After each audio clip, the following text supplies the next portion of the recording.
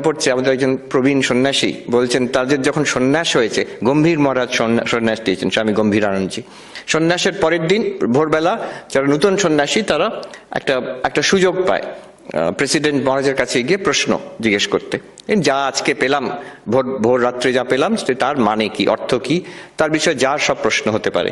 তো মহাবাক্য, এটা কিছু গোপন নয়, আমাদের ট্র্যাডিশনের মহাবাক্য হচ্ছে আহম ব্রহ্মাস্মি, আই এম ব্রহ্মন। তো এই নিয়ে প্রশ্ন, গম্ভীর মহারাজ তো খুব স্বল্পভাষী, এনি কোয়েশ্চেন্স, চোখ বন্ধ করে বসে থাকতেন, পুরো আমাকে ভিভিড বর্ণনা দিয়েছেন সেই মহারাজ। গম্ভীর মহারাজ বসে আছেন, আর নামেও গম্ভীর, ব্যবহারই উনি গম্ভীর ছিলেন, বেশি হাসাহাসি কথাবার্তা বেশি বলতেন না, চোখ বন্ধ করে এনি কোয়েশ্চেন্স। তখন এই যে মহারাজ আমাকে বললেন আমার সব অন্য যারা সন্ন্যাসী, নবীন সন্ন্যাসী আমাকে লিডার করে পাঠিয়েছে মহারাজকে জিজ্ঞেস করতে প্রশ্ন।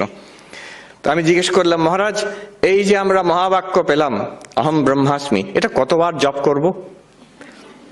এটা সবাই জিজ্ঞেস করছে, কারণ জানি গুরুর থেকে ইষ্টমন্ত্র পেয়েছি, তাকে কতবার জপ করব গুরুদেব বলে দিয়েছেন, তাহলে এই একটা নতুন কিছু পেলাম, এটাকে জপ, এর আগে যারা পেয়েছেন গায়ত্রী মন্ত্র সেটাও বলে দেওয়া হয়েছে কতবার জপ করতে হবে, অতএব এটাও তাহলে ওই রকমই হবে কিছু একটা।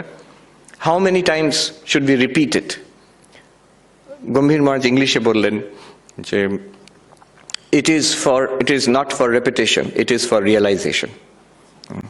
আহম ব্রহ্মাস্মি রেপিটেশনের জন্য নয়, ইটস ফর রিয়েলাইজেশন, অনুভূতির জন্য। তারপরে বললেন, any other questions? No, you may go.